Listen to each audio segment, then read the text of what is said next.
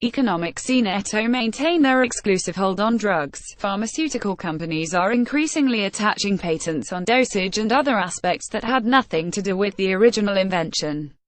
Credit Kevin D. Lyles for the New York Times in August. Real estate agents in Texas fended off a company's demands for royalty payments for a feature of many websites: the ability to show prospective home buyers where local schools, parks and grocery stores are. Administrative law judges at the United States Patent and Trademark Office found that the patent claims were simply not valid. A few months before, in February, judges at the Patent Office put an end to Project Paperless, an attempt to extract royalties from small businesses using off-the-shelf scanners to scan documents to email.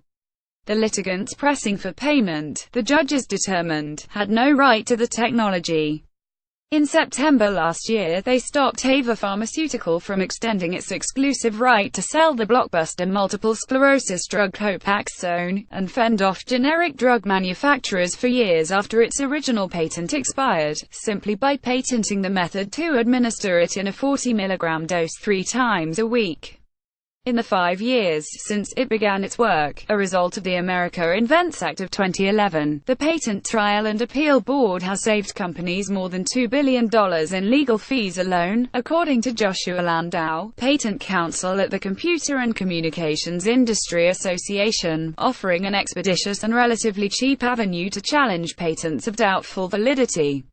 The benefits of stopping bad patents from snaking their way through the economy have been even greater. Companies no longer have to pay ransom, so the threat of lawsuits over dubious royalty payments, filed by aggressive litigants known as trolls, will go away. Consumers no longer have to pay for bogus intellectual property covering, say, a method to take their pills.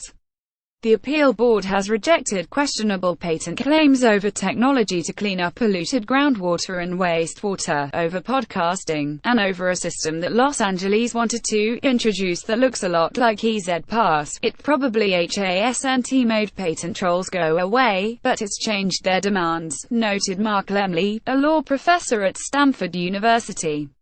Now they sue and ask for $50,000 rather than sue and ask for $1 million. After years of aggressive intellectual property claims, experts argue that the new panel is helping to push patent law in a much-needed direction to relax its stifling effects on the economy. At a high level, we have made an impressive amount of progress over the last 5 to 10 years in getting the patent system more into balance, said Carl Shapiro, an expert on competition policy at the University of California, Berkeley. But for all the benefits of culling faulty intellectual property rights, the board is under existential threat. Next week, the Supreme Court will hear a challenge that the patent officer's new procedure is unconstitutional because invalidating a patent amounts to an unlawful takeover of private property. The accusers in the case, Oil States Energy Services v. Green's Energy Group, argue that taking private property is something only a court, not a government agency like the Patent Office, can do. It's hard to tell you how the Supreme Court will rule. Patents are not standard-issue private property, like a plot of land. They are granted by the government to encourage innovation, a public good, because inventors might not invent without a period of exclusivity over the fruits of their idea. Beyond the constitutional questions, I would suggest to the justices on the court that they consider the ramifications of their decision on the United States economy. Charging royalties for ideas that are obvious or were concocted so long ago that they are already in the public domain, like making a call by touching numbers on your smartphone screen, or fastening your trousers with a zipper, exact a cost but provide no benefit. Striking down a bad patent is less about confiscating property than about discovering that the property right should not have been awarded in the first place. Stringent intellectual property laws seem to be doing little to encourage real innovation and entrepreneurship. Indeed, an increasingly robust body of research finds that the gradual strengthening of patents has hindered innovation rather than foster it. The patents Teva was trying to uphold, which the Patent Office Tribunal shot down, were designed not to establish its exclusive rights over a new technology but to prolong its exclusive rights to an old one. Its case is not unusual. Researchers are finding that more and more pharmaceutical companies are recycling and repurposing old medicines rather than inventing new ones.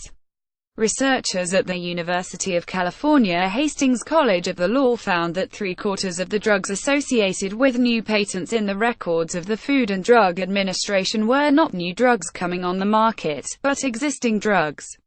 Pharmaceutical companies extended their exclusivity over blockbuster drugs 80% of the time, attaching new patents on dosage and other aspects that had nothing to do with the original invention. Here's how it works. Pharmaceutical companies start moving doctors to the tweaked formulation before the initial patent runs out, so that by the time it expires nobody is prescribing the original drug. That gives them an extra 20 years of exclusivity in which they can charge patients and their insurance companies exorbitant fees. Society has nothing to gain. In a brief to the court, the Initiative for Medicines, Access and Knowledge, a non-profit group arguing for broader access to affordable medicines, argued that the Patent Office's panel is an important and necessary tool in the fight to lower drug prices because it allows the timely removal of unmerited patents, which promotes competition. Tahir Amin, a co-executive director of the initiative, added that there are a lot of patent trolls trying to extort rents from low-quality patents. The Supreme Court has in recent years shown itself sympathetic to the argument that patent protections have become too restrictive. On half a dozen occasions since 2013, it has overturned decisions by federal district courts granting patent rights over what were ultimately fairly intuitive processes. Notably, the Supreme Court's 2014 decision in Alice Corporation v. CLS Bank International held that where a patent claim is based on an abstract idea, which is not patentable, using generic computer implementation does not transform that idea into a patentable invention. Corporate interests are not aligned in this case, though. Pharmaceutical companies despise the patent officer's new powers. Information technology corporations, which incorporate thousands of ideas into one gadget and see themselves as victims of patent trolls, are strong supporters of this relatively cheap and expensive avenue to challenge patents once they have been written. The Goliaths of technology are, of course, out for themselves alone. Yet in this case they are aligned with the economy's interest. For too long, innovation has been narrowed to fit patent holders' argument for sacrosanct property rights. For these rights to hold, however, at the very least we need a system to undo those that prove to be invalid.